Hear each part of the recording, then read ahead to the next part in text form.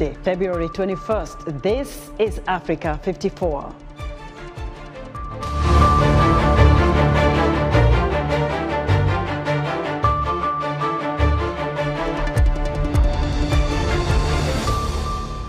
Inflation hits triple digits in Zimbabwe as unemployment reaches an all-time high and local currency slides.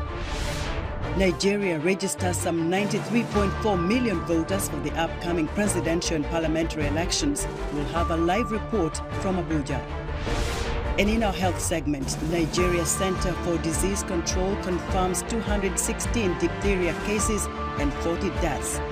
All this and much more on today's Africa 54.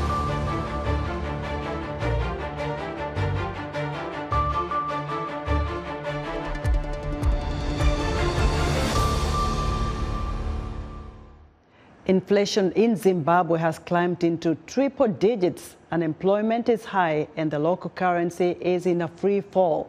Amid the financial onslaught, residents are attempting to breathe new life into old dollars. VOA's Ndiho has more. Zimbabweans are now suffering from the depreciating of the domestic currency and high inflation rate against the backdrop of global food and energy prices are soaring.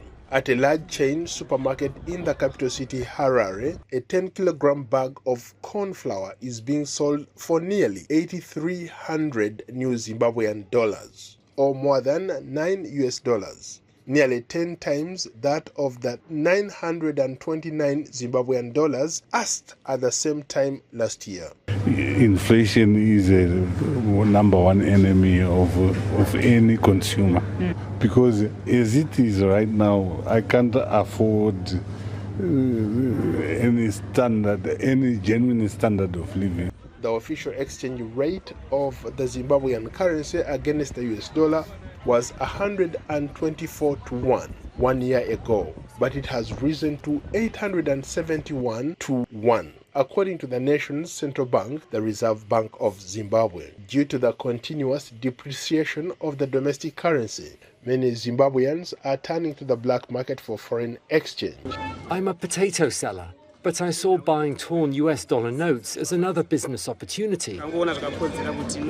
Chisbert Guza, a black market trader, a dab of glue on this $10 note is as good as new. He sits in Harare patching up currency. Zim dollars were reintroduced in 2019, but locals generally prefer the greenback for daily transactions. However, with the US currency in short supply, grimy old notes are making a comeback. In response, the central bank has issued various gold coins to the market for residents to purchase since last July. I will sell them and get 800 Zim dollars.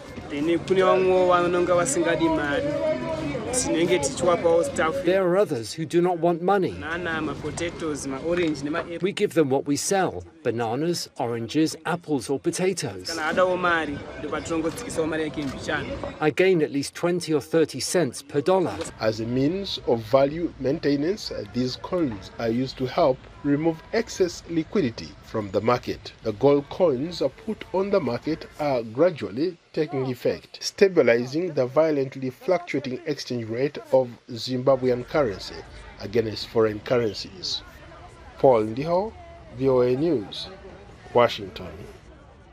Nigerian police say 7 of their police officers have been killed in the southeast since the weekend. This is the latest violence to rock the volatile region ahead of Saturday's elections. Widespread insecurity is among the top concerns for Nigerians as they head to the polls to elect a new president and parliament. Armed gangs and suspected separatist groups have killed dozens of people this year. Electoral Commission offices, police stations and government buildings have also been attacked. More than 93 million people have registered to vote in Nigeria's presidential and parliamentary elections. Let's look at the main issues as Africa's most populous country heads to the ballot boxes on February 25th. David Doyle has the details.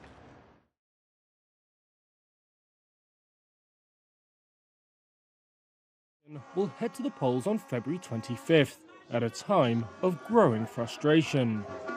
Nigeria's presidential and parliamentary elections come as the country grapples with rising violence and a declining economy. So what's at stake? The top issue for many Nigerian voters is escalating insecurity. That ranges from kidnappings for ransom in the northwest to the 13-year jihadist insurgency in the northeast. There's separatist violence in the southeast and decades-old ethnic tensions mostly between herders and farmers in the north-central. The three main presidential candidates, Bola Tinubu, Atiku Abubakar and Peter Obi, have all made ending insecurity a top priority, with promises to pay for better security forces and more military equipment. They're also pledging to revive the economy. Double-digit inflation is at its highest in nearly 2 decades. Many Nigerians say life is harder now than when President Muhammadu Buhari took office in 2015. He said his government is laying the foundations for economic growth. The naira currency has also plummeted to record lows, as unprecedented oil theft in the continent's biggest producer knocked crude exports last year. Corruption is also endemic. As the economy suffers, hundreds of educated Nigerians have left the country. That's created a punishing brain drain that is stretching a weak healthcare system and disrupting services from banking to tech. On policy, there is little dividing the main candidates. Their manifestos say they would scrap a costly fuel subsidy and promise forex market reform and more investment in education. But it's factors like patronage and ethnic rivalries that typically play more of a role in Nigeria's elections than ideology. Tinubu and Atiku have significant power bases across Nigeria. Obi, who has a young support base, is banking on frustration over the economy and insecurity to turn voters away from the main two parties. That was David Doyle of Reuters reporting. A poll commissioned by Nigerian civil society group, the ANA Foundation, found that 82% of under 35-year-olds say they will definitely vote this year. The Electoral Commission has added over 9 million new names to the voter register. 3/4 of them are below the age of 35. VOA spoke with voters on the streets of Nigeria to get their thoughts on what they expect from the next elected leaders.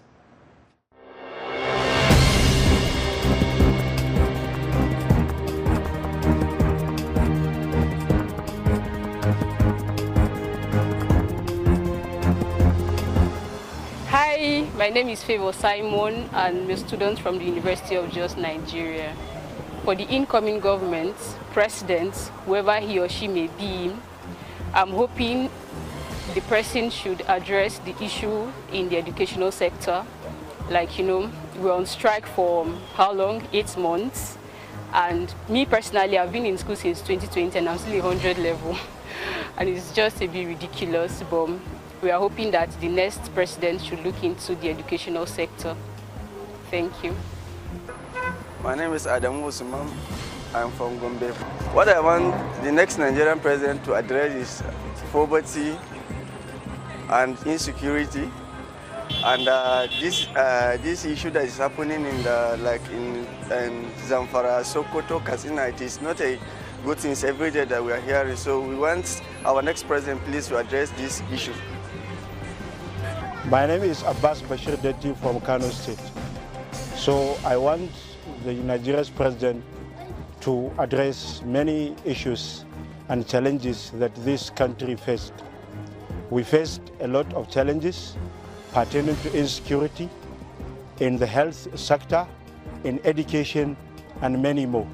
So I want the president to specifically address the issue of insecurity. Still, some northern parts of this country are insecure.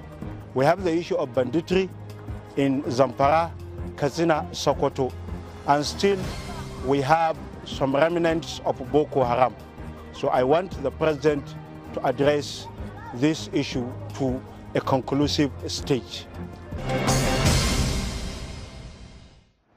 Nigerian voters sharing their thoughts on Saturday's election. For the latest on Nigeria's election preparations, VOA's Peter Clotty joins me live from Abuja. Hello, Peter. Hello, Esther. How are you? Good. So, Peter, how prepared is Nigeria's INEC, the Electoral Commission, to handle Saturday's presidential and parliamentary vote? The chairperson of the Electoral Commission, or the INEC, Independent National Electoral Commission, Professor Mahmoud, has said that the commission is ready to ensure the elections are credible, free, fair, and transparent, and has assured Nigerians and prospective voters that the elections will be peaceful and will proceed as originally planned. You know, Peter, this election comes amid very serious security concerns. What are authorities saying they will do to ensure that Nigerian voters can exercise their democratic right and at the same time be safe? The National Police Service have assured the Nigerian population and the prospective voters that they will ensure that people who go to the polls are protected. The police force has also said that there will be no intimidation or harassment of any voter and that they will be free to choose who their next leader is. The military has also issued a strong statement saying that members of the military will remain professional and ensure the territorial integrity of Nigeria is protected. So these are some of the issues and statements coming from the top security operatives and institutions that will be really involved in the elections on Saturday and the gubernatorial elections 2 weeks later. Peter, previously we had the Electoral Commission of Nigeria say they are concerned that 240 polling stations will not operate as expected because of those insecurity concerns. But what are you learning from election observers? Well, the election observers are quite positive. They have deployed long-term observers to all parts of the country, and they are cooperating among themselves to ensure that they cover the entire country.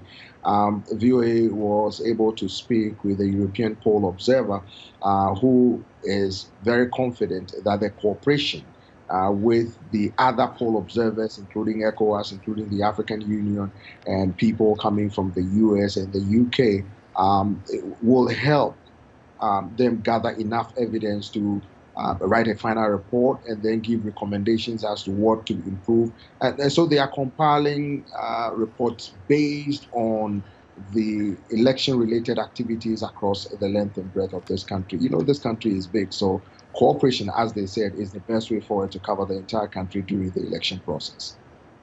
Peter, thank you very much for your reporting. You're welcome. Peter Clotty reporting live for us from Abuja, Nigeria. Burkina Faso's military says the death toll from a jihadi attack on a Burkina Faso army unit in the north of the country last week has risen to 51 after 43 new bodies were found. The military unit was ambushed in the Sahel region's Guadeloupe province between the towns of Ndiho and Ost. The Burkinabe military says that reinforcements have been sent to the area and an unspecified number of wounded have been taken to the hospital. The West African nation has been racked for 7 years by violence linked to militant groups, which has killed thousands, displaced nearly 2 million people, and caused a humanitarian crisis. The Syrian rebel-controlled Bab al-Hawa border crossing with Turkey, the bodies of those killed in the deadly earthquakes return home. For their loved ones, it's a painful wait. Khalid Halal Assad Rostam's brother, Mohammed, died while visiting his daughter, who was being treated in a Turkish hospital. Hours before the earthquake happened, Mohammed told us that his child was in good health, but she had to finish her treatment. He said on Thursday he would come for a visit to his family in Syria, then return to Turkey to be alongside his daughter. Only hours after the call, we heard that the devastating earthquake killed him. Millions of Syrians have found refuge from the civil war just across the border in Turkey. Many in cities hit hard by the quakes. Officials in Syria's rebel-controlled Idlib province are themselves dealing with the quake's impact, while also helping to facilitate the return of bodies from Turkey. The toll of victims that we have received through the Bab al-Hawa border crossing since the first day of the earthquake has reached 1,530 dead who've been handed over to their families. Khalid Hilal now takes his brother Mohammed on his final journey back to the Syrian city of Binish. The cemetery is overwhelmed, but the local community is coming together to help. As the people of the city of Benesh, we made an initiative by the city's youth to help bury the dead. And this was the least duty we could do, and the only thing available that we could help with. It was very sad because we were watching the families being buried. I mean the mother, father, and children together, buried in the same cemetery mass graves. The scene was very sad. Among the many quake victims buried, Khalid Hilal lays his brother to rest in a mass grave. The truth is that my brother was the only breadwinner for his family and children. If the hospitals and medicine here in Syria were good, he would not have left to get his daughter treated in Turkey. While the dead are buried in a mass grave, efforts are made to give as many as possible a temporary gravestone for loved ones and family to remember those they've lost. Doreen Jones for VOA News, Istanbul. We're excited to hear what you think about Africa 54 and all our VOA Africa programs on our website at voaafrica.com. Still to come, U.S. President Joe Biden meets the Polish president in Warsaw. We'll be right back.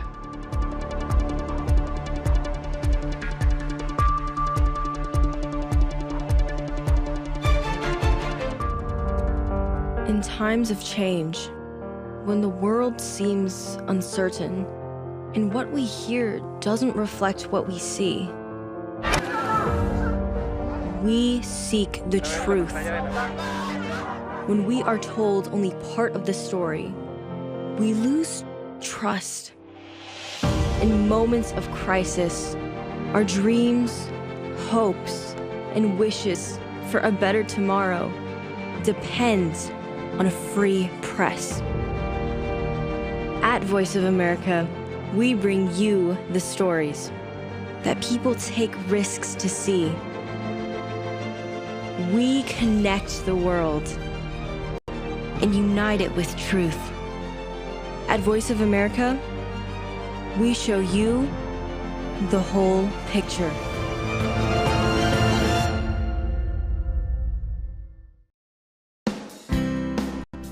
Health, wellness, sport, beauty, medical breakthroughs. Healthy Living cares about your well-being. What are the main health concerns in Africa and around the world? Find out the latest on coronavirus.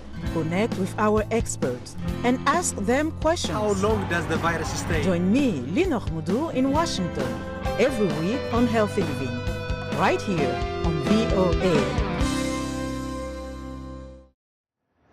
In other news, the United Nations mission in central Mali says 3 UN peacekeepers were killed and 5 were wounded on Tuesday when a UN convoy hit an improvised explosive device. The UN multi-dimensional integrated stabilization mission in Mali was created in 2013 to help stabilize a state battered by jihadist insurgents. Tropical cyclone Freddy is poised to strike eastern Madagascar on Tuesday, slightly weakening after brushing Mauritius with powerful winds and heavy rain, according to the United Nations Office for the Coordination of Humanitarian Affairs. And authorities in Botswana are reporting a huge spike in rhino poaching over the past 5 years, which accounts for 1/3 of the population of the endangered animal. Botswana's tourism minister, Philda Kerrang, told lawmakers that over 138 rhinos were slaughtered between 2018 and 2022. U.S. President Joe Biden met with Polish President Andrzej Duda in Warsaw on Tuesday to reaffirm that the United States is solidly behind Ukraine and is committed to bolstering NATO's eastern flank as the anniversary of Russia's invasion nears. During his meeting with Duda, Biden said, quote, The United States needs Poland and NATO as NATO needs the United States, because there is no way in which for all our ability to operate anywhere else in the world, and our responsibility extends beyond Europe. We have security in Europe. End of quote. Before arriving in Poland, Biden wrapped up a surprise visit to Ukraine. We get more from VOA's Myroslava Gongadze in Warsaw. Since the start of the Russians' war on Ukraine on February 24, 2022, Poland has become a key player in confronting Moscow's aggression and indispensable U.S. partner in the region. Over 7 million Ukrainians have crossed the Polish border as refugees, and 1 million are temporarily settled here. 1 year later, President Biden will speak at the Royal Castle in Warsaw to highlight U.S. efforts to relay support for Ukraine. Monday, President's Day, he spent in Kyiv, the city that, as he said, stole his heart. He has announced additional delivery of military supply for Ukraine, as well as additional sanctions against elite and companies who are participating in Russia's war machine.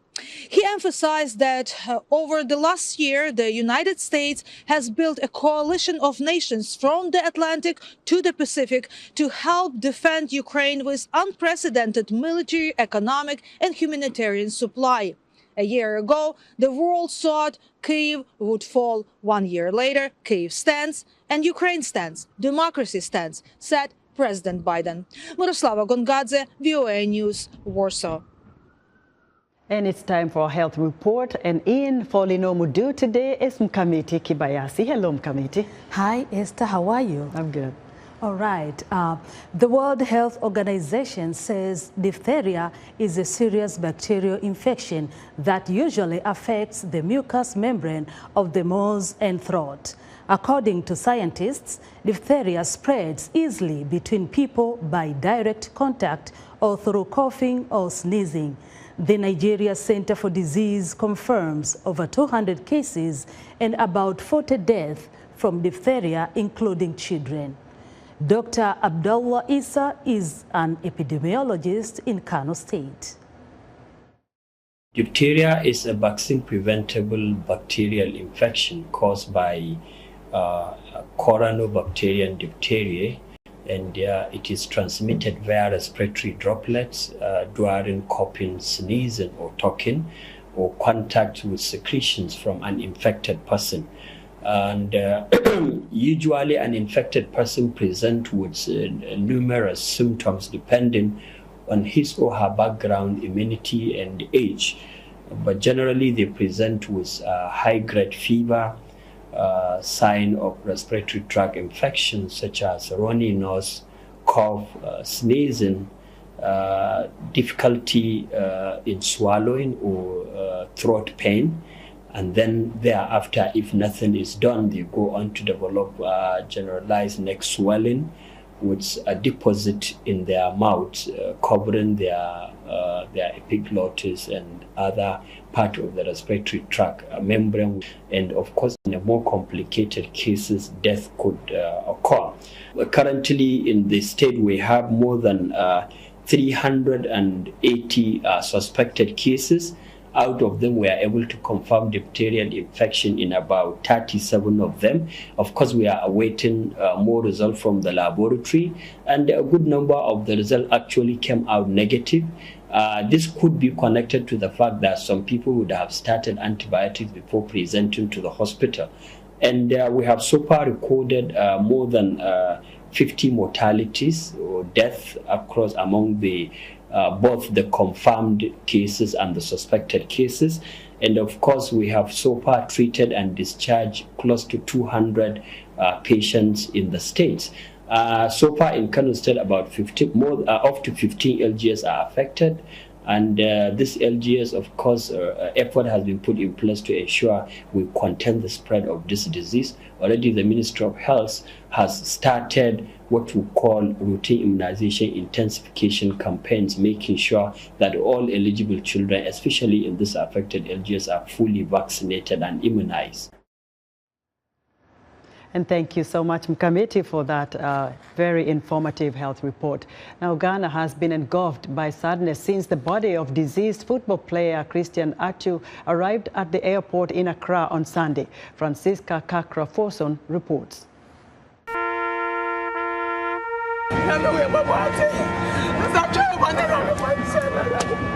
Reality has sunk in for many Ghanaians that their beloved fellow citizen and soccer star Christian Atsu is gone.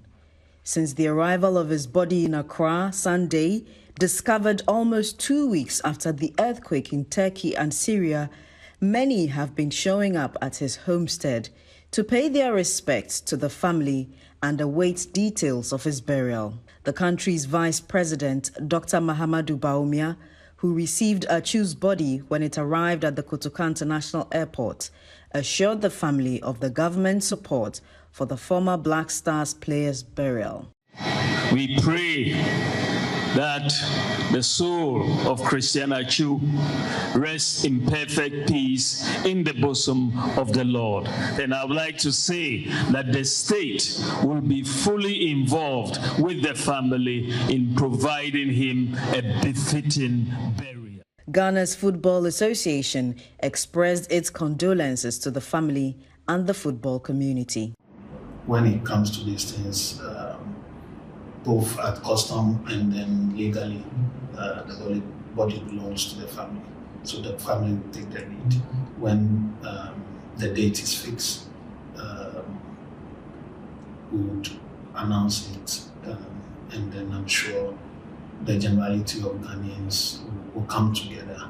The return of Christian Atsu's body to Accra has brought on to many Ghanaians a lot of sadness. I think it was a very surreal moment. It was a very devastating moment for a lot of Ghanaians, even those who are not avid followers of football. For us who have followed the national team for a decade and a half or so, it was really, really painful to watch the mortal remains of Christian Atsu. I mean, Ghanaians will remember him as somebody who took care of the poor, always donating to prisons and all that. So I think he had a good heart, and that's what Ghanaians will remember him for. He was one of my favorite players, so it was really hard for me. I think it's been more of a heartbreaking one for most Ghanaians. I mean, Atsu was no Samoan or Abedipele, but he had an impact, obviously, both on the field and off the field. People remember him mostly for what he did at the AFCON 2015. And I think most people were hopeful that he was going to be found alive, but it's quite unfortunate that it happened the way it did. 31-year-old Atsu played for the Turkish football club Hatayspor and had scored the winning goal against another Turkish team, Kasimpasa, the day before the deadly earthquake on February 6th. The former Everton and Newcastle player was instrumental in the performance of Ghana's Black Stars at the 2015 Africa Cup of Nations final and the World Cup in Brazil in 2014. Ghana Football Association announced that it will observe a 1-minute silence at all its organized competitions in honor of Christian Atsu. Francisca Kakra-Forson, VOA News, Accra.